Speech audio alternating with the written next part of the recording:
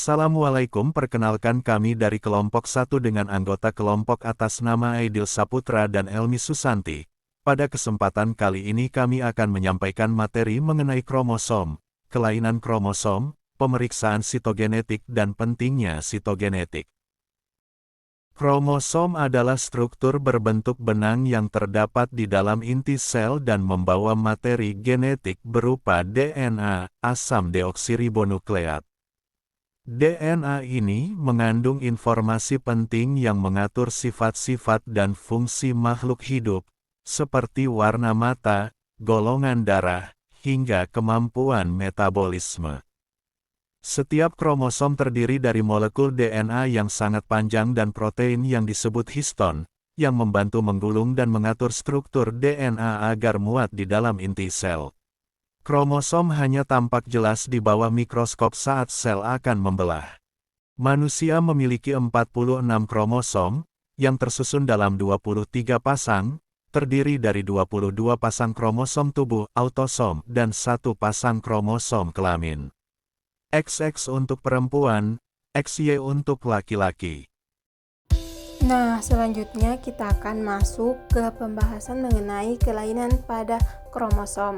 Nah, yang pertama yaitu ada Turner Syndrome. Nah, Turner Syndrome ini adalah kelainan genetik pada wanita yang menyebabkan penderitanya bertubuh pendek dan mengalami gangguan kesuburan. Apa sih penyebabnya? Nah, penyebabnya yaitu adanya kelainan genetik akibat hilangnya kromosom X pada perempuan. Kelainan genetik ini tidak diturunkan dan belum diketahui apa penyebabnya. Adapun cara mendeteksinya yaitu tes genetik dan sampel darah penderita. Lalu dilakukan pemeriksaan fungsi organ reproduksi jantung dan ginjal untuk melihat ada tidaknya gangguan pada fungsi organ tersebut. Apakah dapat diobati? Belum ada obat atau prosedur medis yang dapat menyembuhkan, namun ada sejumlah terapi yang bisa dilakukan. Salah satunya adalah terapi hormon. Salah satu jenis hormon yang dapat diberikan adalah hormon pertumbuhan.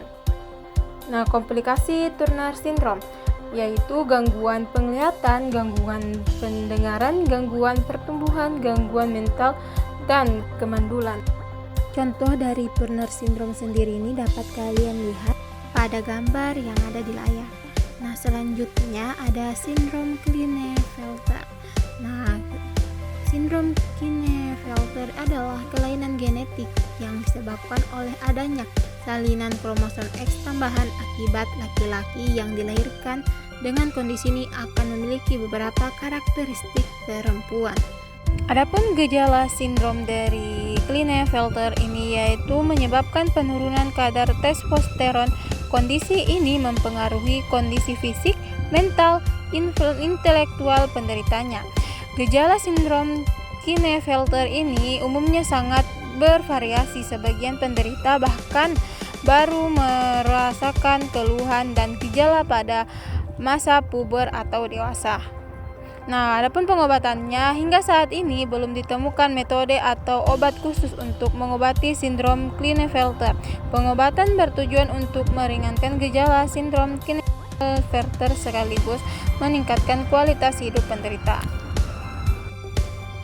Nah, adapun pencegahan dari sindrom Klinefelter ini merupakan kondisi genetik yang terjadi secara acak, sehingga kondisi ini tidak bisa dicegah. Untuk menurunkan risiko terjadinya sindrom ini, Anda dan pasangan disarankan untuk melakukan screening dan konsultasi genetik sebelum pernikahan untuk mengetahui kemungkinan risiko anak Anda kelak.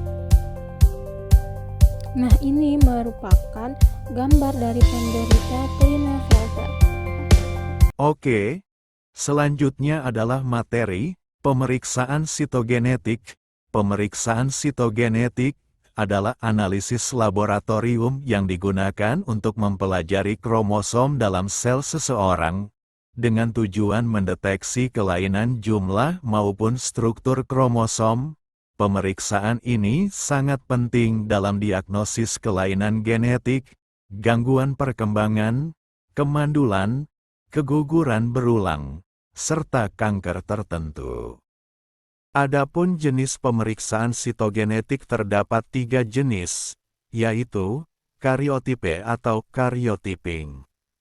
FISH atau fluorescence in situ hybridization, dan array CGH atau comparative genomic hybridization. Baik, yang pertama adalah karyotipe. Karyotyping adalah dengan mengamati seluruh kromosom menggunakan mikroskop setelah diwarnai. Digunakan untuk melihat jumlah dan bentuk kromosom. Cocok untuk mendeteksi Down syndrome, Turner syndrome, Klinefelter syndrome, translokasi, dan delesi besar. Selanjutnya ada FISH, fluorescence in situ hybridization, adalah menggunakan penanda fluoresen untuk mendeteksi lokasi spesifik gen atau bagian kromosom, dan biasanya lebih cepat dan sensitif dibanding karyotipe. Cocok untuk mendeteksi mikrodelesi, duplikasi, translokasi kecil, kelainan genetik tertentu, dan leukemia. Dan yang terakhir ada array CGH comparative genomic hybridization, adalah dengan menggunakan teknologi mikromatriks chip DNA untuk mendeteksi perubahan jumlah salinan DNA di seluruh genom. Mampu mendeteksi delesi, duplikasi kecil yang tidak terlihat pada karyotipe biasa. Cocok untuk gangguan perkembangan, autisme, kelainan bawaan yang tidak jelas penyebabnya. Nah, selanjutnya kita akan masuk dengan pembahasan pentingnya pemeriksaan sitogenetik. Yang pertama yaitu diagnosis penyakit genetik. Sitogenetik digunakan untuk mengidentifikasi kelainan kromosom yang menyebabkan gangguan genetik. Contohnya dapat dilihat pada gambar yang sudah tertera. Di situ terdapat seorang anak yang menderita Down syndrome. Nah, sindrom ini atau biasa disebut dengan trisomi 21.